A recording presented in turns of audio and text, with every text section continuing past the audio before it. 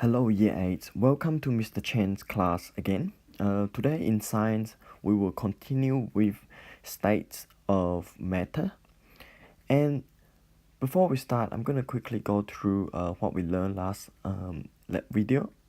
If you haven't already saw it, can you please go back and watch it first before you move on to these videos. So last videos, we talked about matter and non-matter and actually what are them. And we also went through the particle theory. So particle theory is pretty much talking about every matter, pretty much everything that have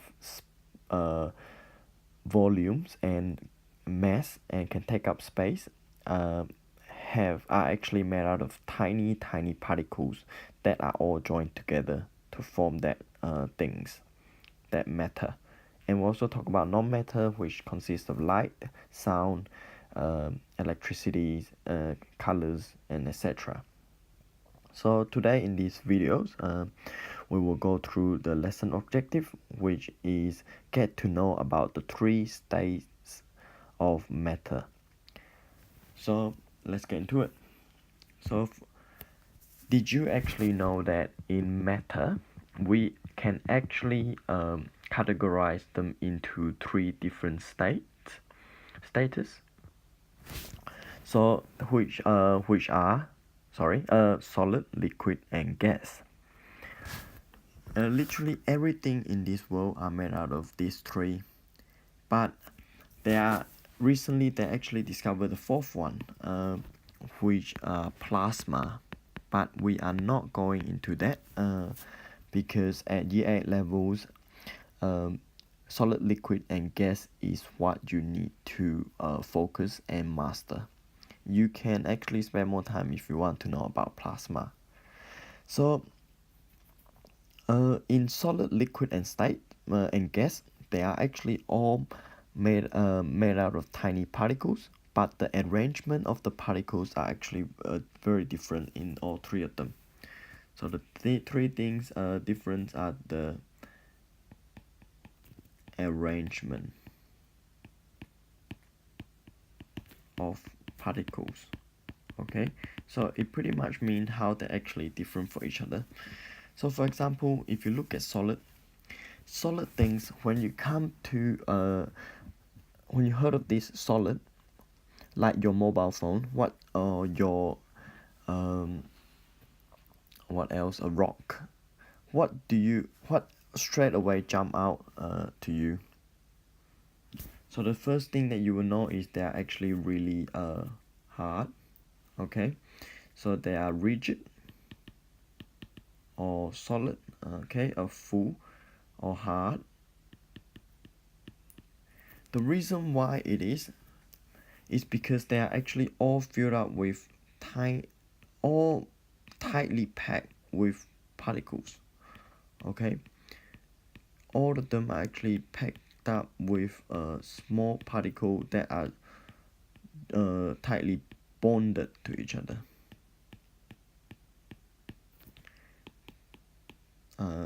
Tightly bonded to each other. Okay, so it requires a lot of energy to actually break them up.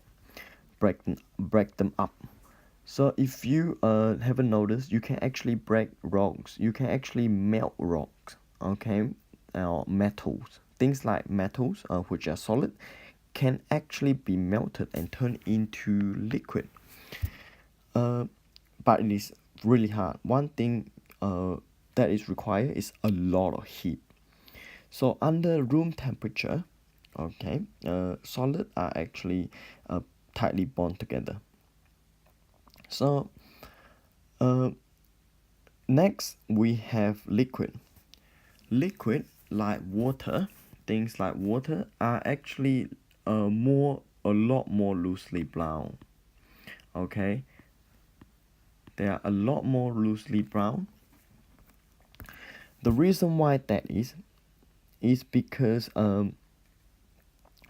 they are more fluid. There are less particles in them that are tightly bond to each other. So this means they have a lot of place to wiggle around. Okay, they have a lot of place to wiggle around.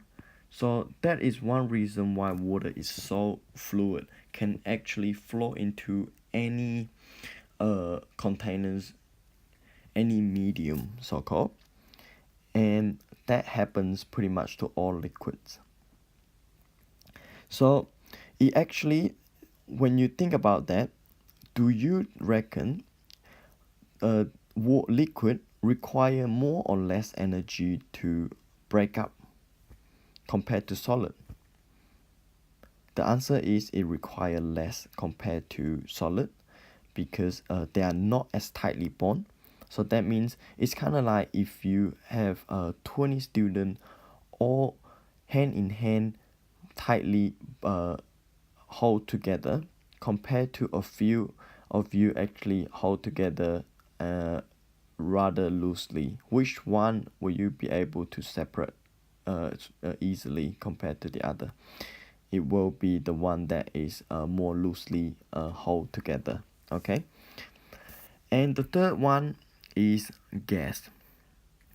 So gas is actually the most least the least has the least amount of particle bonded to each other, and that is why they are all over the place. Okay, so if you look at air, for example, like your air, which are your carbon dioxide, oxygens, nitrogen in the air, they are actually all over the place. That the reason why it is because they are not tightly bound to each other at all. Not tightly bound or bonded to each other. So this allowed them to have a lot more freedom. They tend to be the highest energy out of them all. So this one has the least energy, okay, and this one has the most energy in each particle. So since it has a lot of energy already, it doesn't need much energy to become very active compared to your solid here, which are tightly bound. When they're tightly bound, they have less energy. Okay, that's why they need a lot more energy to break them up. On the other hand, gas require less. Gas has the most energy. Gas particle has the most energy, so they are not as tightly bound. So they require not the least amount of energy to break up.